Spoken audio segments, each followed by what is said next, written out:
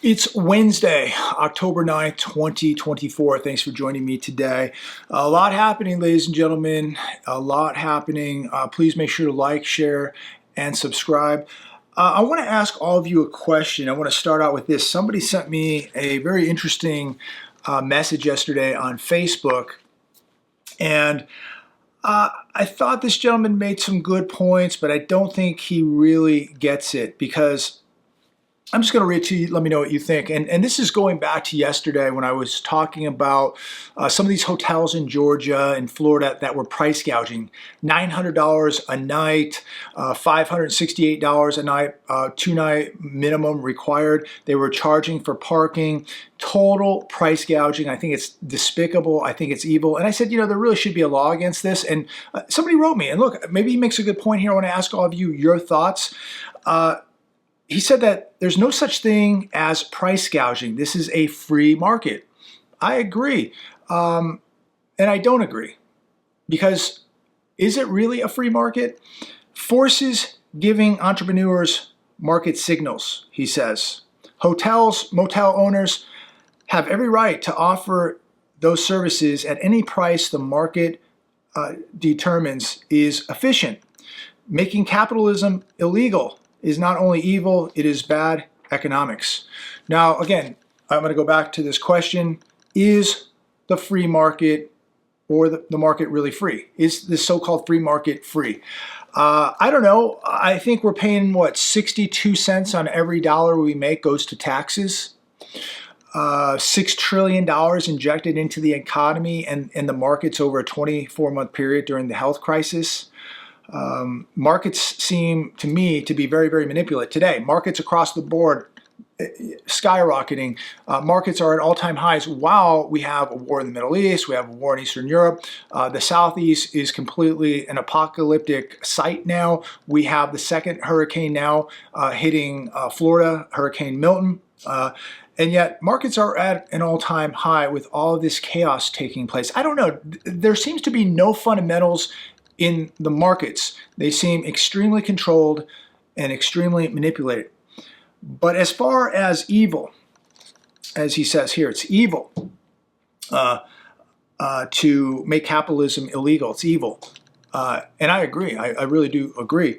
But I think it's also very evil to leave people out in a hurricane, price gouge them $1,000 a night, charge them $150 to park a car in a hotel parking lot. So what do you think about this? What do you all think about this? Should there be some kind of law against this type of price gouging? Should there be some sort of fines, or are you okay with this? This isn't like telling a landlord, well, you can't charge this much or that much, or, going to Walmart and saying you can't charge this much for a bottle of bleach or a pound of chicken, etc. We're talking about a life or death situation, basically, where people are fleeing an area that is being hit by a Category 5 hurricane, Category 4 or 5 hurricane, and people are literally running for their lives, and yet they're price gouging. So should this be allowed? I get it. Capitalism. I love it. I want free markets, even though I don't think these markets are as free as this gentleman thinks they are. I think they should be free. I think they should be much more free than they are now. If they were, they'd probably be collapsing. But what do you think? Should this type of price gouging be allowed? We're seeing some of the grocery stores doing some serious price gouging. I believe they were just fined multi-millions of dollars, one of the big grocers. So I don't know. I'm not one of these people that believes in telling businesses what they should charge, but we're talking, 2 nights? Life or death situation for maybe some people, a chaotic time, hurricane. So, if I was up in the Appalachians, if I was up in North Carolina, and I'm, charging $1,000 a night in a Motel 6, I don't know. Is that right? Should that be allowed? Should it not be allowed? Let me know your thoughts on that. I just think in a time of emergency, when you have this much chaos, first off, these businesses, these hotels, motels that did this, they should be absolutely disgusted with themselves. It's repulsive to do such a thing when people are hurting and just trying to escape a very, very dangerous situation. Let me know your thoughts on it. I thought it was an interesting message, and I don't think he was being mean in any way. I think he was trying to make a very, very good point, and maybe he has a good point.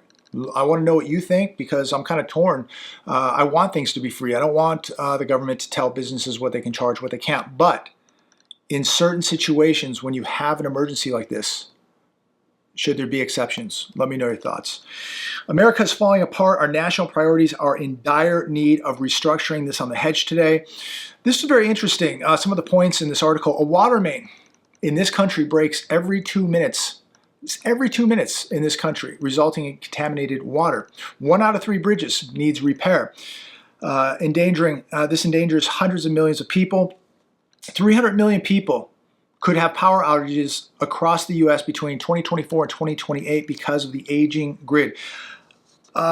Infrastructure gets a C- according to the report here, and soon it will be a D. So infrastructure is falling apart in America. We have collapsing bridges, buckling roads, overheated railways, deteriorating power lines, contaminated water lines, outdated public transportation, overtaxed power grids, aging ports and waterways, unsafe tunnels and highways, insufficient telecommunications.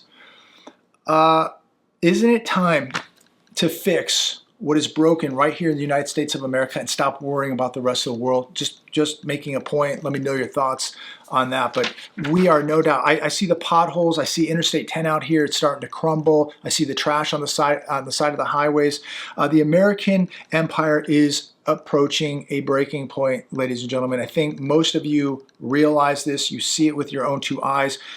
This country has over 600,000 people homeless. I think that number is much higher than what is being reported. They're not including the people sleeping in their trucks and vans and cars. Millions cannot afford internet access right here in America. 2 million people in this country live without running water or basic plumbing. 38 million people in this country live in poverty. 7 million people are out of work. But we are making rockets and drones and you name it, and we're sending this stuff all over the world to continue with these massive wars that are costing us billions and billions and billions, which adds up to trillions. While we have people sleeping in their cars, people that don't have running water, people that don't have internet access, people that don't have a job, people living in poverty, this is an absolute disgrace. What is happening to this country? Florida CFO says Hurricane Milton's financial toll could reach $20 billion. This whole storm between Milton, Helene, this is going to be over $200 billion easily. Easily. Where is the money going to come from, ladies and gentlemen? You know where it's going to come from. They're going to raise people's taxes. They're going to borrow it. They're going to print it. And it's going to cause more inflation. I hope people watching this video are really getting ready for what's coming, because if you think the economy is bad now, if you think things are bad right now, wait till you see what is coming. We're going to look back and say these were the good times. It's going to get real dicey. Costco gold bars are selling out even as prices surge. This on The Hedge today. We've been talking about this past couple days. The managers of most of these stores are saying the bars are selling out within hours. Within hours.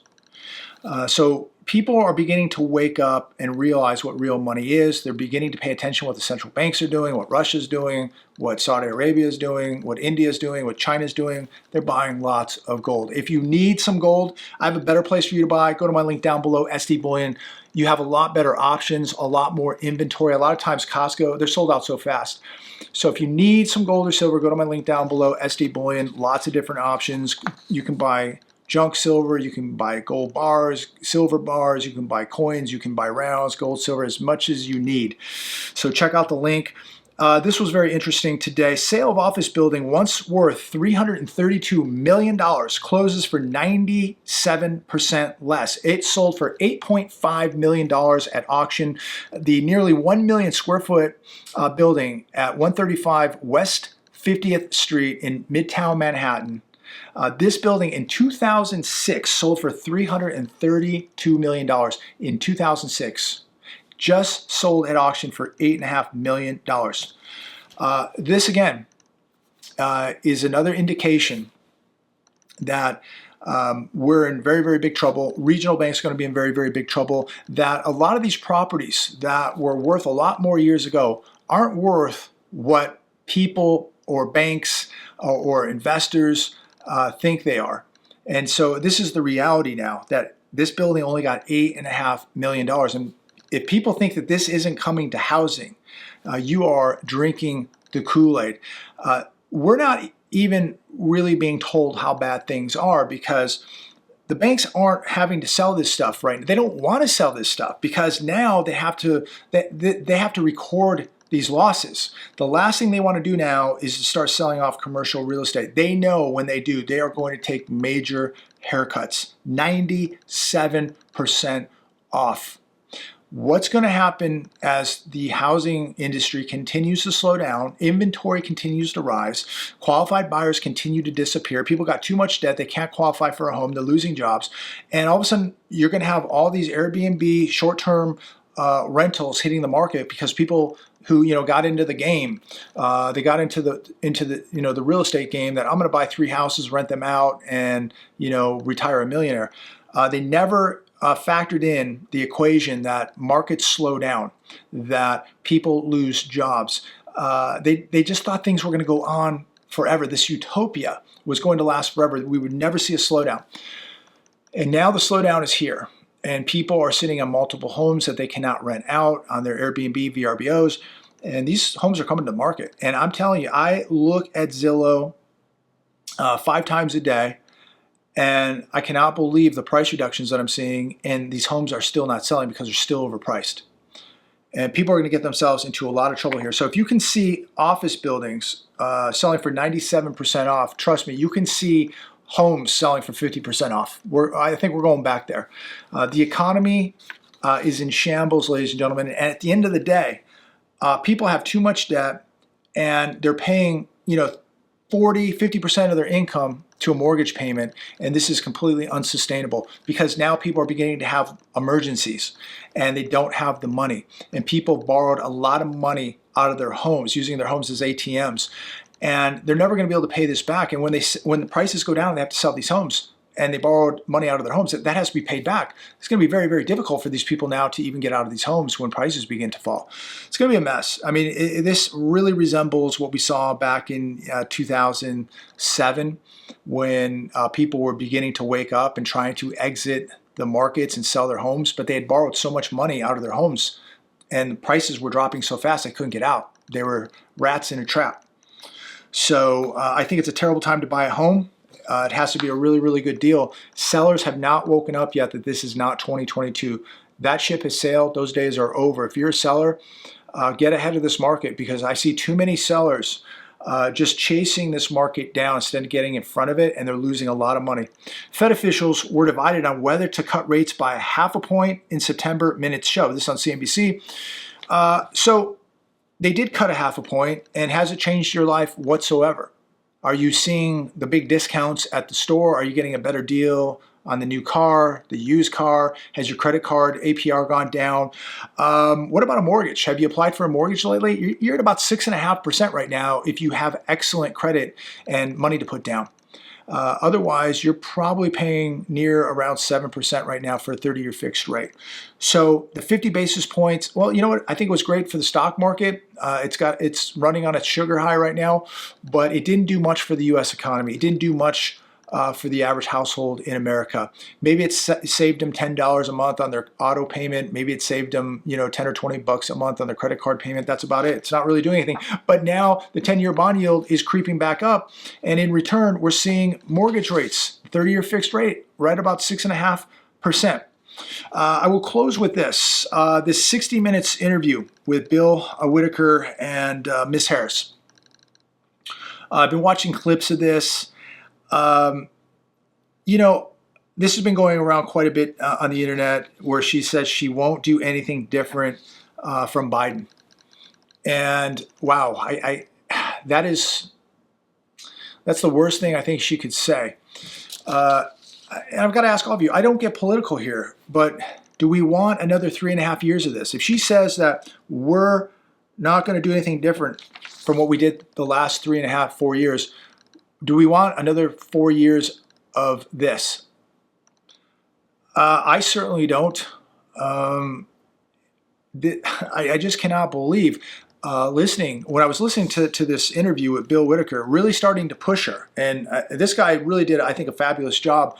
And I wish we had more journalists doing this, pushing politicians on the right, on the left, in the middle, pushing the questions and not letting them just scapegoat around these questions, but push them. And he pushed her. And I'll tell you, I wasn't too impressed with the answers that I was getting. Don't think she's a very impressive speaker. She doesn't seem overly intelligent. And at the end of the day, if she's going to keep things the same as they've been in the last 3.5 years, I think that's going to be an awful bad 4 years for the U.S. economy. So anyways, I think one of the best words of advice I can give all of you before I leave you today is please get out and vote. You vote for whoever you want to. I'm not going to sit here and tell you who to vote for. But one person is going to change things and the other person is going to keep things the same. I don't know if I want to keep things the same. It's been, from what I've seen, a very, very rough 3.5, 4 years. Things have gotten much worse. The debts, the deficits, standard of living, safety of the average American, crime is skyrocketing. Yeah, I don't know. I don't think I want another 4 years of that. But vote for who you think is going to help America to be a better country economically, socially, politically, militarily. Who are we going to be the safest under? We've got wars escalating, and heaven forbid we get into a major world war. This country is definitely 100% not prepared for that. We're bankrupt. We've expunged about 50% of our strategic petroleum reserves. We've sent so many munitions, drones, rockets to other countries. We've depleted our system here. Plus the $90 billion of military equipment left in Afghanistan. $90 billion of your taxpayer money that went to pay for all that equipment just got left there like it was nothing. I mean, and the people we left there, and the people who lost arms and legs and lives, all for what? All for what? And then we just leave $90 billion there. It's a disaster, ladies and gentlemen. Things are no doubt breaking apart. I don't want to rant. I'm going to leave it there today. Please comment down below. Love to know your thoughts on any of this. Please like, share, and subscribe. Thanks for taking a few minutes out of your day and spending it with me. I really do appreciate it. Pray for those people in the Southeast. If you have 5 or 10 or 20 bucks, I'm going to make another donation out there. I believe it's much, I get much better satisfaction sending it to places like that than a church. That's my tithe. My tithe is sending it to the Southeast, to the people of North Carolina and Eastern Tennessee, Georgia. I feel a lot better doing that. And again, if you have a couple bucks, let's look out for our brothers and sisters.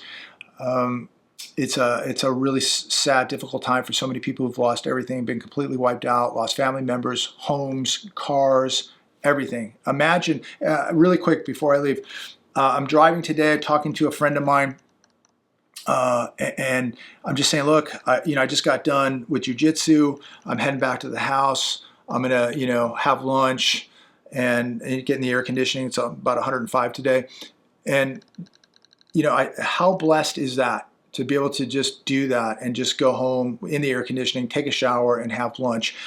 These people don't have anything. They've lost their IDs, their computers, their credit cards, their phones, their houses, their vehicles, family members, their dogs, their cats, their cattle, you name it. They've lost it all. And I couldn't even imagine being in a situation like that. I feel extremely blessed that I can make these videos and sit here today because I know people got it really, really bad. And I hope all of you don't take for granted what you have too, because there are Americans really, really hurting today. And they're probably never going to get over it. This is life-changing. And my heart goes out to them. My prayers go out to them. I'm saying prayers every day for these people. I don't know them, but I can't even imagine what they're going through. So make sure that we're looking out for them, because apparently the system isn't. So It's up to us. It's our responsibility to make sure that we're looking out for our fellow brothers and sisters here in America. God bless. Have a good day. Be safe and take care.